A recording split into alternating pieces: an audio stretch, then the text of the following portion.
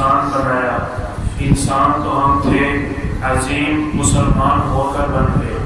اللہ تعالیٰ کا جتنا بھی شکر ادا کیا جائے کم ہے کہ میرے اللہ نے ہم سب کو اسلام کے اندر داخل فرمایا۔ جب ہم اسلام میں داخل ہو گئے، میرے اللہ نے انتظام تو کل انسانیت کی صحت کا، تندرستی کا، برکت کا کیا، لیکن اس سے فائدہ صرف مسلمان اٹھاتے ہیں۔ کیوں؟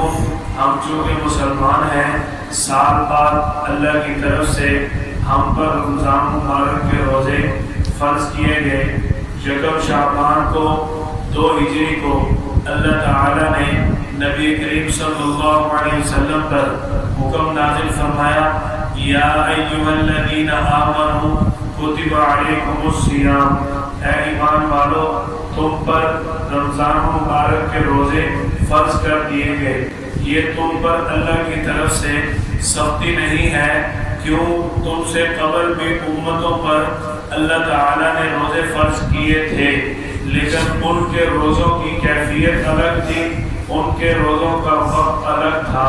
ابتدا میں جب اللہ تعالیٰ نے رمضان مبارک کے روزے فرض فرمائے، اس کا ابتدا میں حکم کچھ اور تھا۔ آپ صلی اللہ علیہ وسلم پر جب اللہ تعالیٰ نے رمضان کا روزہ فرض فرمایا تو ساتھ میرے اللہ نے فرمایا، وَمَنْ كَانَ مِنْكُمْ مَرِيضًا أَوْ عَلَىٰ سَفَرٍ، کہ اگر تم میں سے کوئی مریض ہو یا مسافر ہو تو اس کو اس چیز کی رخصت ہے کہ وہ روزہ چھوڑ لے، فَفِدْيَةٌ مِّن طَعَامٍ، کہ وہ ایک مسکین کو کھانا کھلا دے فدیہ کے طور پر۔ یہ تو ابتدا میں حکم تھا۔ شعبان کے مہینہ میں 2 ہجری کو اللہ کی طرف سے روزے فرض کیے گئے۔ رمضان المبارک 2 ہجری کو غزوہ بدر پیش آیا۔ کتنا بڑا مجاہدہ ہے آپ صلی اللہ علیہ وسلم اور صحابہ کرام کا۔ اچانک حکم نازل ہو گیا کہ اگلے مہینے کے روزے رکھنے ہیں، اور اسی مہینے میں اللہ تعالیٰ کی طرف سے حکم آ گیا، أُذِنَ لِلَّذِينَ يُقَاتَلُونَ بِأَنَّهُمْ ظُلِمُوا فِئَةٌ تُقَاتِلُ فِي سَبِيلِ اللَّهِ۔ آج تو ہم نے صرف یہی سنا نا کہ صحابہ کرام نے غزوہ بدر کے اندر جہاد کیا، اللہ کی طرف سے فرشتے نازل ہو گئے۔ کبھی ہم نے اس بات کو بھی سوچا کہ وہ فرشتے کیوں نازل ہوئے؟ اس کے پیچھے آپ صلی اللہ علیہ وسلم کی دعائیں تھیں، صحابہ کرام اور آپ صلی اللہ علیہ وسلم کا مجاہدہ تھا۔ یہ جو رمضان مبارک کے روزے فرض ہیں، یہ کوئی مشکل چیز نہیں ہے، یہ تو اللہ تعالیٰ نے ہمارے معدے کی صحت کا انتظام فرمایا۔ آپ صلی اللہ علیہ وسلم رمضان مبارک کی برکت اور فضیلت بیان کرتے ہیں کہ جو اللہ تعالیٰ نے ہم پر رمضان مبارک کا مہینہ نازل فرمایا کہ اس کے تم روزے رکھتے ہیں، اس مہینے کی برکت دیکھیے۔ نبی کریم صلی اللہ علیہ وسلم فرماتے ہیں کہ رمضان مبارک کے مہینہ میں اگر میرا امتی ایک نفل ادا کرے گا اس کو ایک فرض کے برابر اجر ملے گا، اور اگر ایک فرض ادا کرے گا اس کو 70 فرائض کے برابر اجر ملے گا۔ اور اگر کوئی شخص اللہ کی رضا کے لیے روزہ رکھ لیتا ہے تو اللہ تعالیٰ اس کو کتنی نعمتیں عطا فرماتے ہیں، اور کتنی عظیم نعمت آپ صلی اللہ علیہ وسلم فرما رہے ہیں کہ 5 چیزیں اللہ تعالیٰ نے میری امت کو ایسی عطا فرمائی کہ اس سے پہلے کسی امت کو عطا نہیں کی گئی۔ وہ 5 چیزیں کیا ہیں؟ ان میں نمبر 1 کہ جب بندہ اللہ کی رضا کے لیے روزہ رکھے گا اللہ تعالیٰ اس کے پچھلے تمام گناہ معاف فرما دے گا۔ جب بندہ اللہ کی رضا کے لیے روزہ رکھے گا اللہ تعالیٰ اس کے لیے ہر روز جنت کو سجائیں گے۔ جب بندہ اللہ کی رضا کے لیے روزہ رکھے گا اللہ کے فرشتے اس کے لیے سحری سے لے کر افطاری تک مغفرت کی دعا کرتے رہیں گے۔ جب بندہ اللہ کی رضا کے لیے روزہ رکھے گا تو اس بندے کو آپ صلی اللہ علیہ وسلم نے فرمایا کہ اللہ کی رحمت گھیر لے گی اور اس کے سارے گناہ معاف ہو جائیں گے۔ یہ آپ صلی اللہ علیہ وسلم نے اپنے بندے کے بارے میں اجر کا اعلان فرمایا۔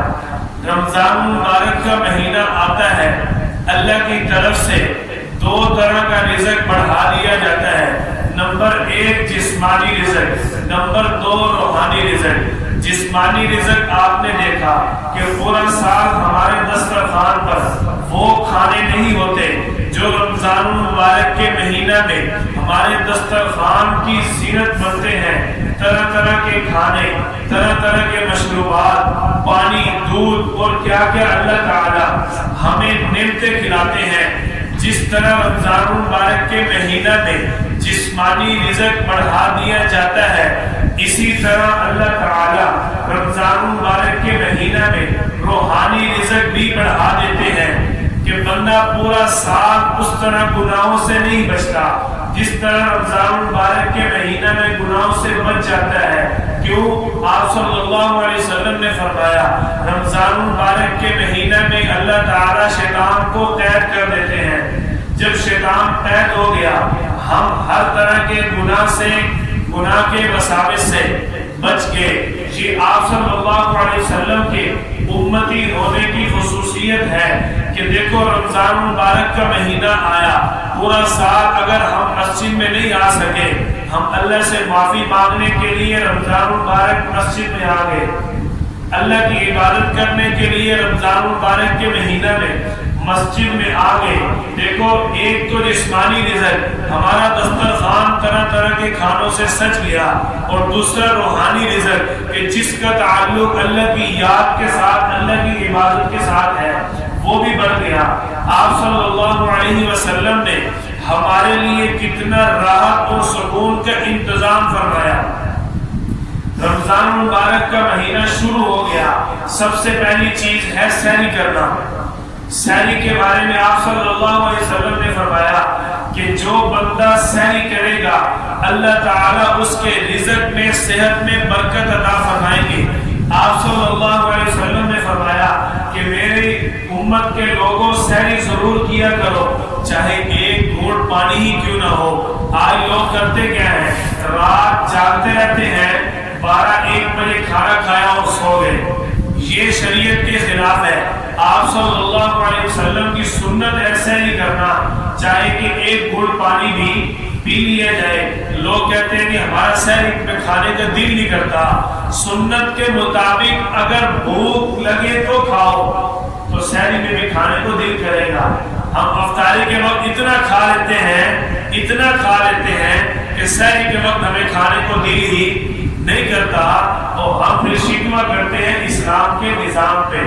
دوسری چیز، اگر بندے نے روزہ رکھ لیا، اب بندے نے روزہ گزارنا ہے، آپ صلی اللہ علیہ وسلم فرماتے ہیں اگر ایک شخص نے روزہ رکھا اور سارا دن گناہوں کے اندر لگا رہا، اس کو سوائے بھوکا رہنے کے کچھ حاصل نہیں ہوا۔ روزہ ایک ایسی چیز ہے کہ جب بندہ روزہ رکھ لیتا ہے، اب بندے کا اور اللہ کا معاملہ ڈائریکٹ شروع ہو جاتا ہے۔ پورا سال اگر ہمیں بھوک لگے، پیاس لگے، ہمیں وہ صبر نہیں آتا جو ہمیں روزہ رکھنے کے بعد صبر آتا ہے۔ اور روزہ رکھنے کے بعد ایک عجیب سی کیفیت ہوتی ہے، جب بندے کا کھانے کو دل کرتا ہے اور بندہ نہیں کھاتا، اس وقت زیادہ مزہ آتا ہے۔ اور پورا سال جب بندے کا کھانے کو دل کرے، بندہ کھا لے تو مزہ آتا ہے۔ یہ ایک کیفیت ہے جس کا بندے کے ساتھ اور اللہ کے ساتھ ڈائریکٹ تعلق ہے۔ آپ صلی اللہ علیہ وسلم نے فرمایا کہ رمضان مبارک کے مہینے کے اندر اللہ تعالی نے 3 عشرے بنائے۔ پہلا عشرہ رحمت کا عشرہ، دوسرا عشرہ مغفرت کا، تیسرا جہنم سے آزادی کا۔ پہلے عشرے آپ صلی اللہ علیہ وسلم کے فرمان مبارک کو دیکھتے ہوئے بزرگان دین پہلے عشرے کے اندر رب اغفر وارحم وانت خیر الراحمین پڑھنے والا وظیفہ بتاتے ہیں۔ یہ وظیفہ پہلے عشرے کے ساتھ حدیث مبارکہ میں خاص نہیں ہے، یہ بزرگان دین کا بتایا ہوا وظیفہ ہے۔ دوسرے عشرے کے اندر اللہ تعالیٰ کی مغفرت طلب کرتے ہوئے، اللہ تعالیٰ سے مغفرت طلب کرتے ہوئے استغفر اللہ ربی من کل ذنب واتوب الیہ پڑھنا چاہیے۔ آخری عشرہ تیسرے عشرے کے اندر اللہ تعالیٰ نے جہنم سے آزادی کا اعلان فرمایا، تو ہم اللہم اجرنی من النار اسی لیے پڑھتے ہیں کہ اللہ تعالی ہمیں جہنم سے آزادی عطا فرما دے۔ رمضان المبارک کے مہینہ کی آخری اور اہم بات یہ کر کے اپنی بات کو سمیٹتا ہوں، یہ بات ہمارے رمضان المبارک کے مہینہ کی سب سے اہم ہے۔ آج ہم اس چیز کو فالو نہیں کرتے، ہم سمجھتے یہ ہے کہ شاید دین جو ہے میری راحت اور سکون کا نام ہے، ہم سمجھتے یہ ہے کہ دین وہ ہے جو میری عقل میں آ جائے، دین وہ ہے جو میری سمجھ میں آ جائے۔ ایک بات کر کے اپنے موضوع کی طرف جاتا ہوں۔ سیدنا علی المرتضیٰ شیر خدا رضی اللہ تعالیٰ عنہ سے کسی نے سوال کیا کہ آپ موضوع کے اوپر مسح کرتے ہو، حالانکہ مٹی مرض کے نیچے لگتی ہے، تو آپ کی عقل میں یہ بات کیسے آتی ہے کہ آپ موضوع کے اوپر مسح کرتے ہو؟ حضرت علی رضی اللہ تعالیٰ نے فرمایا میں نے اپنی عقل کو اپنے پیارے پیغمبر محمد رسول اللہ صلی اللہ علیہ وسلم کے فرمان اور سنت کے مطابق قربان کر دیا۔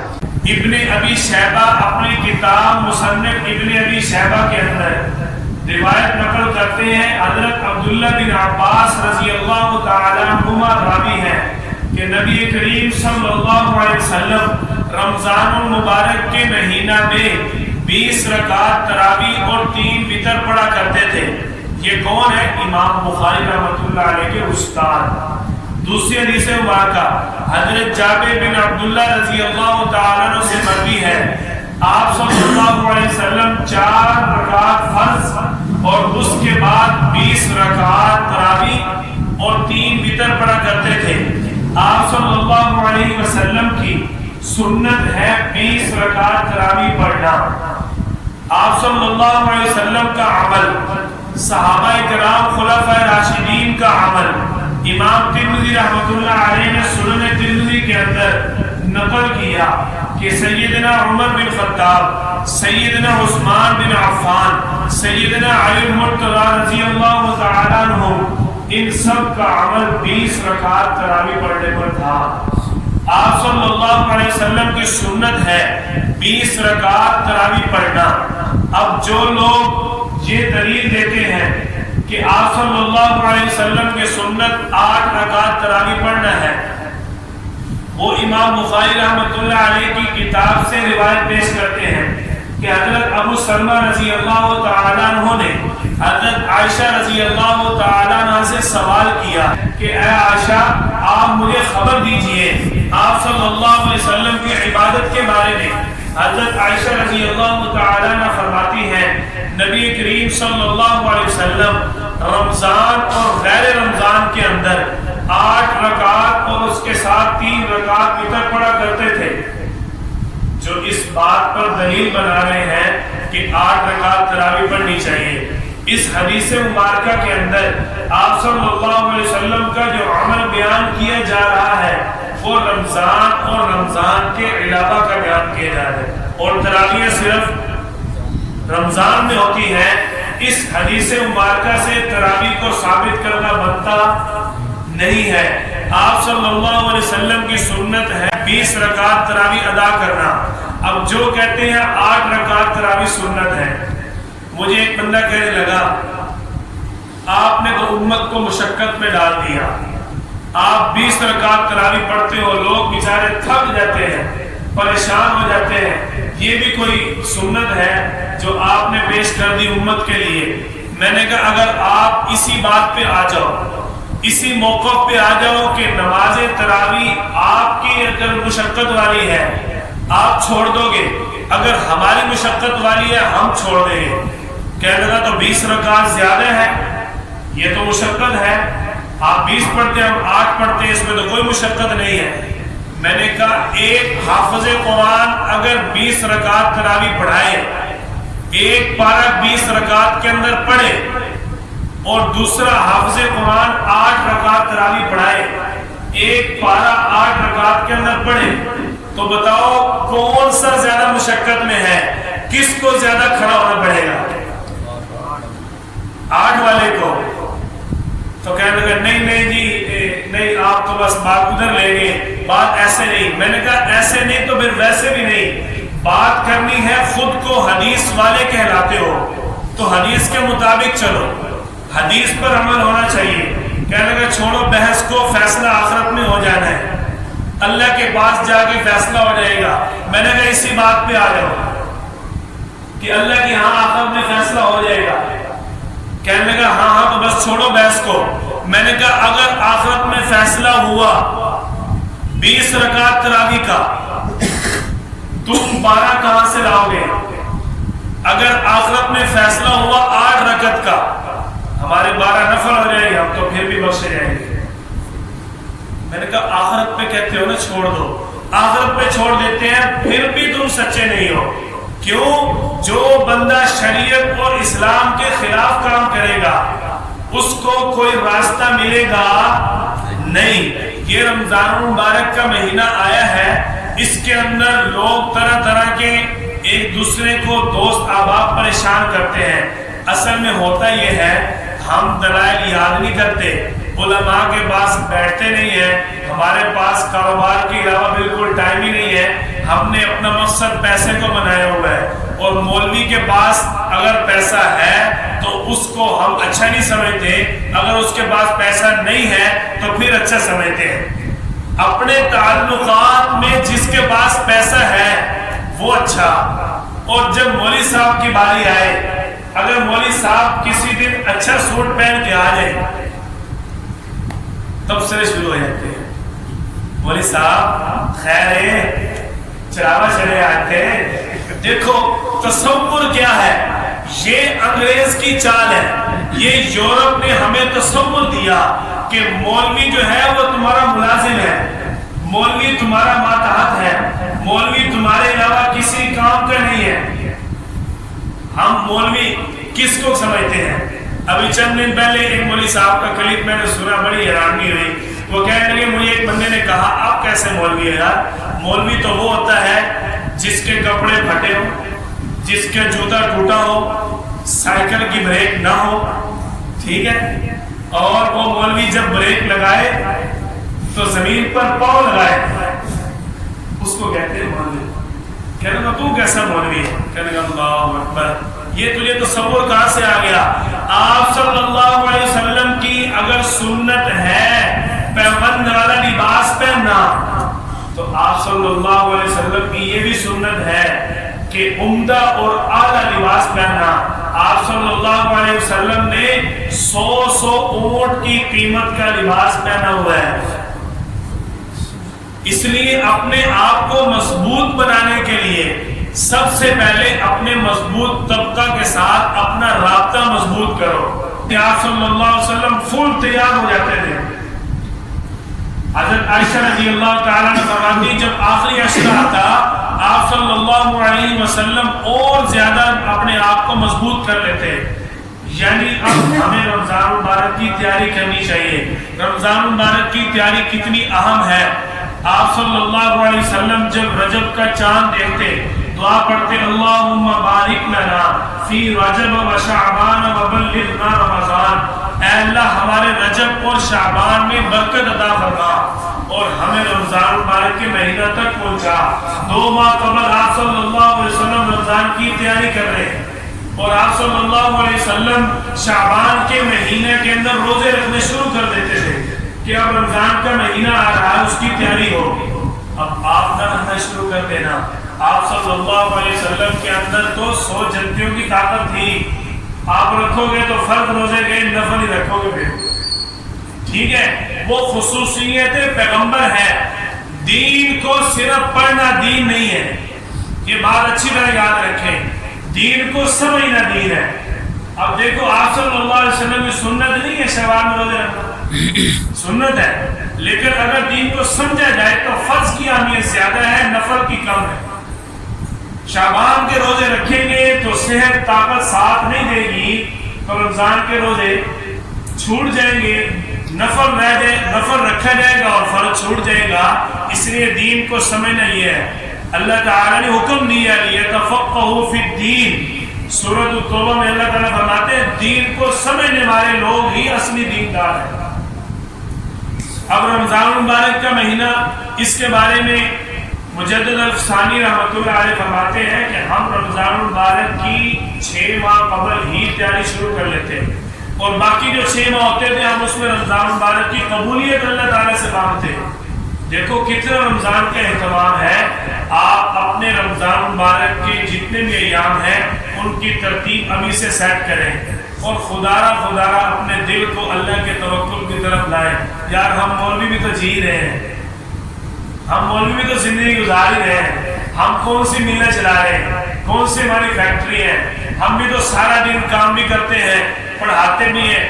حالانکہ اگر دیکھا جائے ایک بندہ عام دنیا دار کاروبار والا وہ زور کے بات کہتا ہے مولوی صاحب منہ تو ہم سوکھ گئے، بالکل منہ کیا ہو گیا ہے، بالکل خشک ہو گیا، لیکن واللہ باللہ تاللہ حلفاً یہ بات کر رہا ہوں، مصلی کے اوپر بیٹھ کر مسجد میں بیٹھ کر یہ بات کر رہا ہوں، جب بندہ قرآن کی تلاوت کرتا ہے پیاس لگتی نہیں ہے۔